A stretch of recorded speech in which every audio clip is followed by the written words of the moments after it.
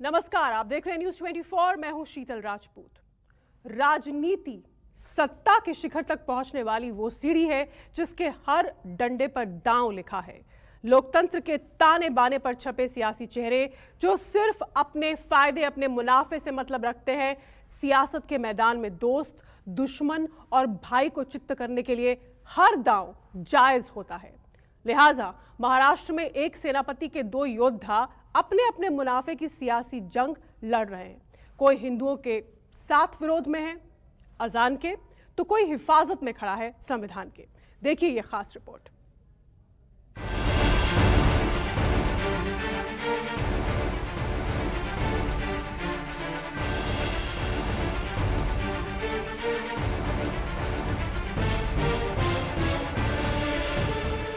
एक परिवार से निकले दो योद्धा, दोनों का एक मसीहा। एक के तेवर सख्त, दूसरे के तेवर नरम। एक के हाथ में कानून की हिफाजत करना, दूसरे के हाथ में कानून का हर नियम तोड़ना।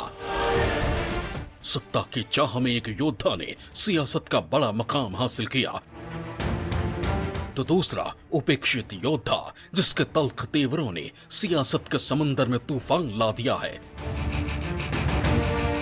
एक संरक्षक जिसने दोनों योद्धा को अंगुली पकड़कर चलाना सिखाया, सियासत के दुश्वारियों से लड़ना सिखाया।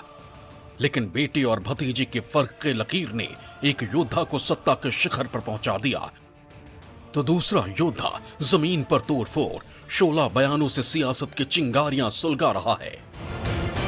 जब सत्ता के जन्म सिद्ध अधिकार वाले उत्तराधिकारी उद्धव ठाकरे ने सियासी विरासत को आगे बढ़ाना शुरू कर दिया, तो सत्ता के दावेदार राज ठाकरे के सारे दाव फेल होते गए। और फेल होती सियासत की चाल में सब राज ठाकरे का सियासी रास्ता देखने लगे, तो फिर उन्होंने अपनी सियासत में नई जान फूंकने की कोशिश शुरू की। माझा विरोध नाही, पण या मशिनींवरती लागलेले भोंगे हे खाली उतरवावेच लागतील। या सरकारला हा निर्णय घ्यावाच लागेल। राज ठाकरे की सियासत का ये नया उद्घोष है। धर्म के नाम पर सियासत का धंधा करने निकले राज ठाकरे अपनी राजनीति को जिंदा करने की कोशिश में जुटे हैं। धमकी, डर, खौफ, तोड़फोड़, आगजनी के बाद राज ठाकरे ने धर्म के नाम पर धमकी वाली राजनीति का चिराग जलाया है। आजच सांगतोय, आत्ता सांगतोय,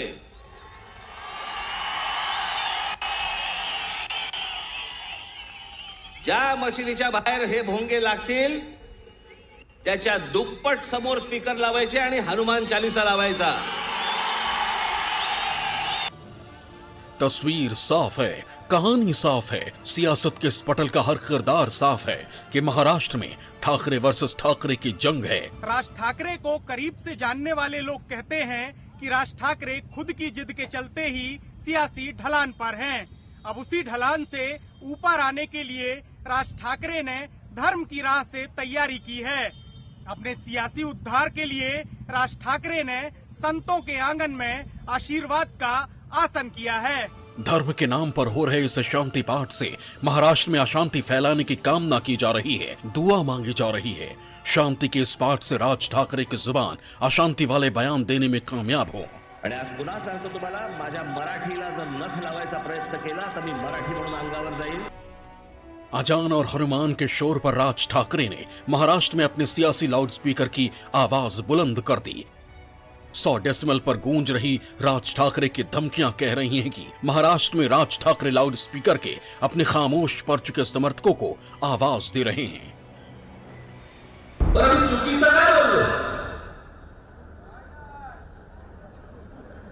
या मशिनींवरच्या भोंग्याचा अख्ख्या देशाला त्रास होतोय। याच्यामध्ये धार्मिक विषय कुठे आहे?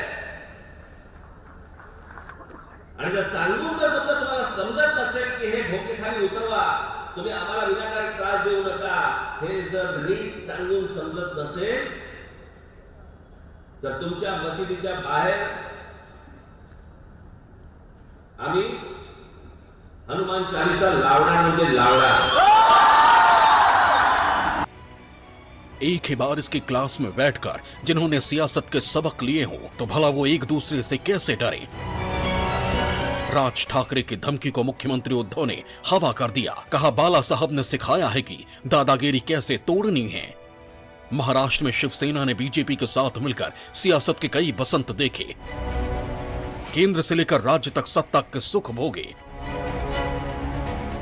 लेकिन उद्धव को जब इस बात का पता चला कि वो मुख्यमंत्री बन सकते हैं, तो उन्होंने बीजेपी से किनारा कर शरद पवार के साथ मिलकर महाराष्ट्र में सरकार बना ली।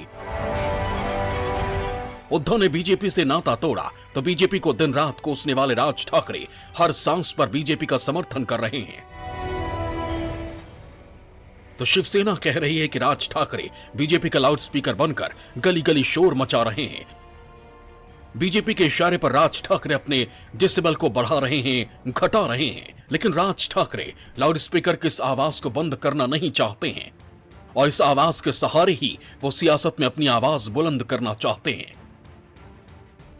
औरंगाबाद में सजाए जा रहे इस मंच से राज ठाकरे एक बार फिर अपने राजनीतिक करियर का उद्घोष करेंगे।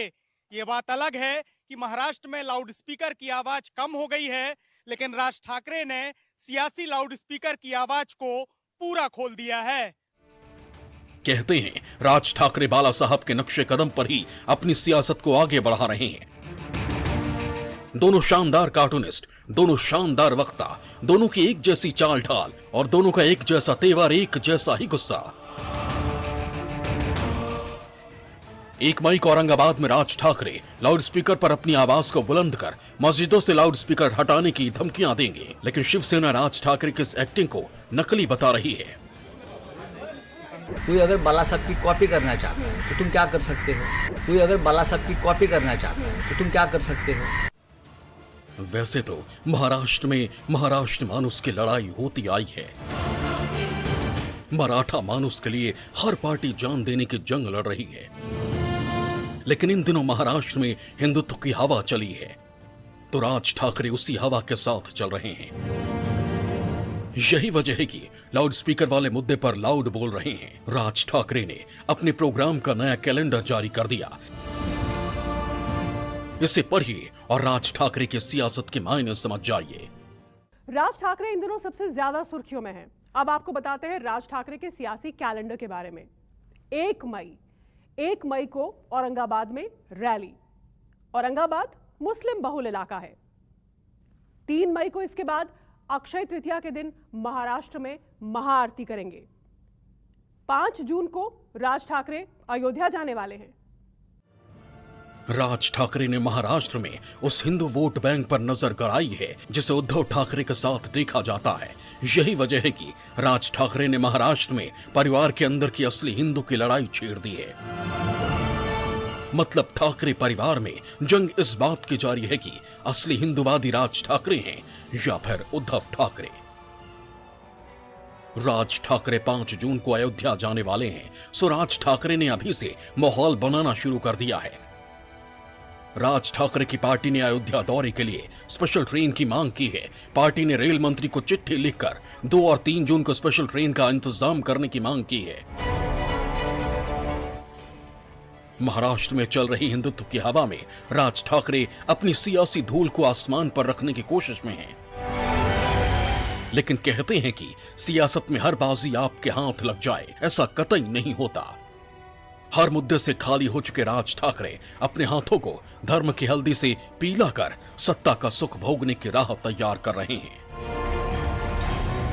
संकेत पाठक, औरंगाबाद न्यूज 24। बाला साहेब के वारिसों की पहली फेहरिस्त में खड़े राज ठाकरे कब बाहर हो गए उन्हें पता ही नहीं चला। बाला साहब के एक फैसले ने ठाकरे परिवार की सियासत में तूफान ला दिया। बाला साहब ने शिवसेना की कमान जब उद्धव के हाथ में दी तो महाराष्ट्र की सियासत में मानो राज ठाकरे के हाथ कट गए। लेकिन राज ठाकरे सत्ता की चाह में अकेले ही निकल पड़े।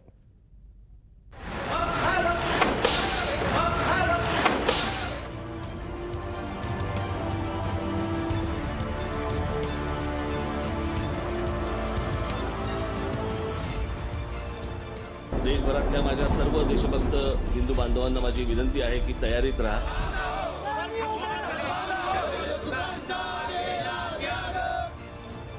राज ठाकरे, जिनकी सियासत का पहिया डर, खौफ, गुंडागर्दी, तोड़फोड़ और आगजनी की तीलियों पर नाचता रहा है। लोगों से मारपीट, भेदभाव, गुंडागर्दी, इसी सियासत का नाम है राज ठाकरे। महाराष्ट्र में गुंडागर्दी का मतलब राज ठाकरे। राज ठाकरे जिसे चाहते हैं धमकी देते, जिसे चाहते हैं पीटते और जहां चाहते तोड़फोड़ करते। वो कानून को अपनी कमर में खोस कर चलते हैं। बाला साहब ठाकरे के नक्शे कदम पर चलने वाले राज ठाकरे सियासत की सीढ़ियां बड़ी तेजी से चढ़ रहे थे। बाला साहब का मतलब राज ठाकरे हो गए थे और उद्धव ठाकरे किनारे लग गए थे। कहते हैं सियासत मुनाफे से मुरब्बत नहीं करती, अपने काम में सियासत रिश्तों की दुहाई नहीं देती। और यही वजह है कि बाला साहब ठाकरे ने अपने बेटे और भतीजे के बीच फर्क की इस लकीर के मायने को समझ लिया था। और इस फर्क के सामने आने के बाद से ही राज ठाकरे के सियासी सूरज की ताप कम होने लगी। एक वक्त था जब राज ठाकरे को बाला साहब का वारिस कहा जाता था। एक वक्त जब बाल ठाकरे की ताप पर राज ठाकरे ताल ठोकते थे। महाराष्ट्र में राज ठाकरे की एक आवाज पर शिव सैनिक हरकत में आ जाते थे। लेकिन राज ठाकरे की यह हनक बहुत जल्द ही फीकी पड़ने लगी और बाला साहब ठाकरे ने भतीजे के पैरों तले से सियासी जमीन खींचकर बेटे उद्धव को खड़ा कर दिया। कहते हैं सियासत किसी एक शर्त पर नहीं चलती है। सियासत में शर्त की जगह बेहद नाजुक होती है। कभी ये सियासी शर्त आपको सफलता के उच्च सीढ़ियों तक पहुंचा देती है, तो कभी यह सियासी शर्त आपको फर्श पर पहुंचाकर मट्टी पलीत कर देती है। महाराष्ट्र की सियासत में एंग्री यंग मैन की पहचान बनाने वाले राज ठाकरे बहुत जल्द ही सियासी ढलान से नीचे लुढ़क गए। कभी महाराष्ट्र की सियासत का चमकता सितारा कहे जाने वाले राज ठाकरे आज अपने वजूद की जंग लड़ रहे हैं। चाचा बाला साहब से अलग होकर राज ठाकरे ने अपनी पार्टी बनाई। तो राज ठाकरे ने परिवार से सियासी बगावत की, 2006 में बनाई अपनी पार्टी और पार्टी का नाम रखा महाराष्ट्र नवनिर्माण सेना। हिंसक प्रदर्शनों के तौर पर बनी महाराष्ट्र नवनिर्माण सेना की पहचान और पार्टी कार्यकर्ताओं ने कई जगह तोड़फोड़ की। 2006 में जब राज ठाकरे ने अपनी नई पार्टी मनसे बनाई तो सड़क पर राज ठाकरे बाला साहब के अंदाज में उतरे। बाला साहब के अंदाज वाली शैली में उतरे राज ठाकरे की धमकियों ने महाराष्ट्र में नफरत की आग लगा दी। अपनी पार्टी मनसे के 10वें स्थापना दिवस पर राज ठाकरे ने मुंबई में हिंदी भाषी लोगों के खिलाफ ऐसा जहर उगला जिसके बाद महाराष्ट्र में आग लग गई, तोड़फोड़ शुरू हो गई। नवीन रिक्षा, नवीन परवाने मिळालेल्या रिक्षा, नवीन नंबर प्लेट असलेल्या रिक्षा या जर रस्त्यावरती आल्या, गिरायकांना बाहेर काढायचं, ड्रायव्हरला बाहेर काढायचं आणि जाळायच्या।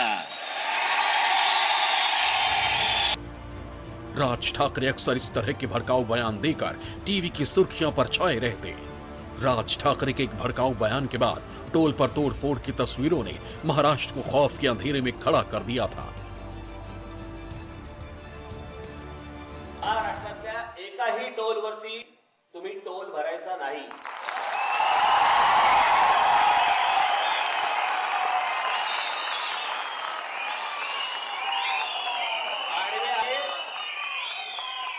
आडवे आले तर तुडवून काढा।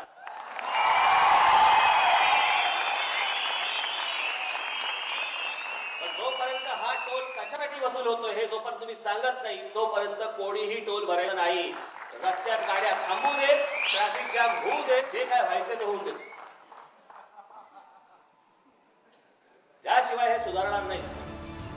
मराठा सम्मान की राजनीति से राज ठाकरे को जब कोई फायदा नहीं मिला तो राज ठाकरे ने हिंदुत्व का ठेका लेकर अपनी सियासी पारी की नई शुरुआत की और सीआईए को लेकर भड़काऊ भाषण दिए। त्याच्यामुळे सीएए मध्ये गैर काय? आता विषय एनआरसी।